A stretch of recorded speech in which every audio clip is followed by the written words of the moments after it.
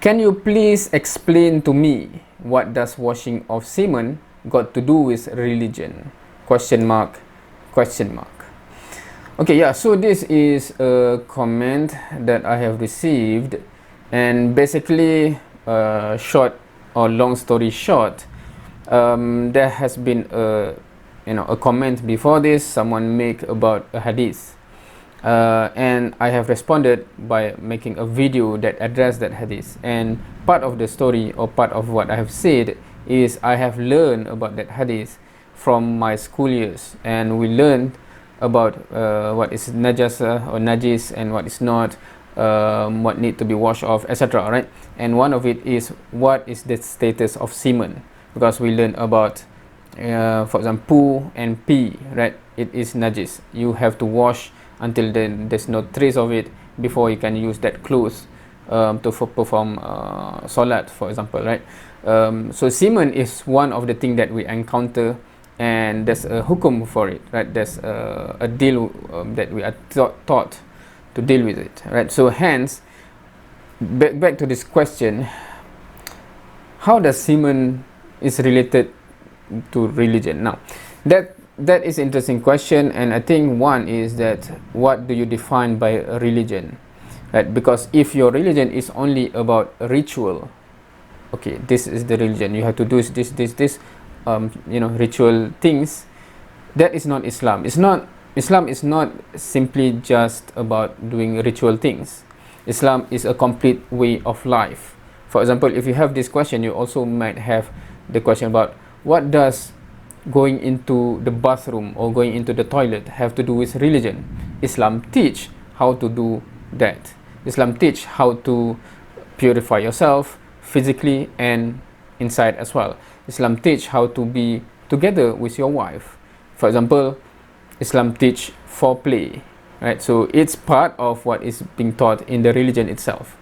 Islam teach how to deal with cleanliness. Islam teach how to deal with disturbance on the road. Islam teach how to deal with business, money.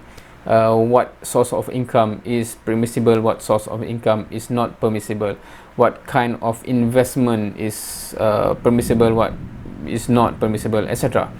Islam teach how to deal with criminal case, court of justice, court of law, etc. So it's a complete way of life, from individual level to societal level to state, running a state and a system in a country.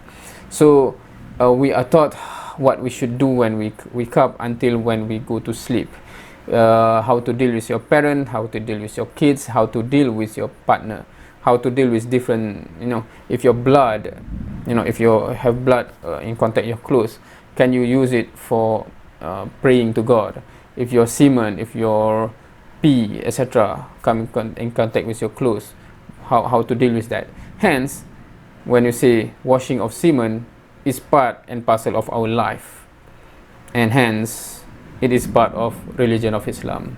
So if you come from a religion that is alien to that, meaning your religion is only about ritual, while the rest of your life you can do whatever you want, Islam is not like that. Islam claims to be a complete set of life, a complete set of way of life that actually help us in all the aspect, not just our personal relationship with God, but all of it as complete and comprehensive way of life, right? So I hope that explain this part here. The second one, can you please explain to me what if mutah marriage? I assume this is what is it? So if you are interested in what is this, first and foremost, I'm not sure what this has to do with anything, because this one I can understand because it's directly related to the video that I made. But this one, I'm not sure where suddenly it comes from. But if you want me to explain, number one, it's not a permissible thing for us to do, Muslim. So that's number one. It's not permissible for us to do. Hence, I don't need to explain what it is, because it's not part of, just like, for example, Muslim cannot have sexual marriage No, Muslims should not have sexual relationship outside of marriage, for example, right? So don't do it. So something like this that is also not permissible, so just ignore it, don't do it, right? So just get married with your wife, and you can have your sexual relationship within the marriage, right? So yeah, that's my answer, I guess. But of course, if you want to know, I'm not sure why you really want to do this. Are you considering it to act on this? If you are, perhaps you better ask a Shia, maybe they have a teaching about this. I don't know about it. It's something alien to me, so you can ask someone from the Shia community, what is this, how do they do it, etc. You can ask them. Don't ask me, I don't know anything about this. Anyway, so yeah, that's it for today. Thank you for watching. See you next time.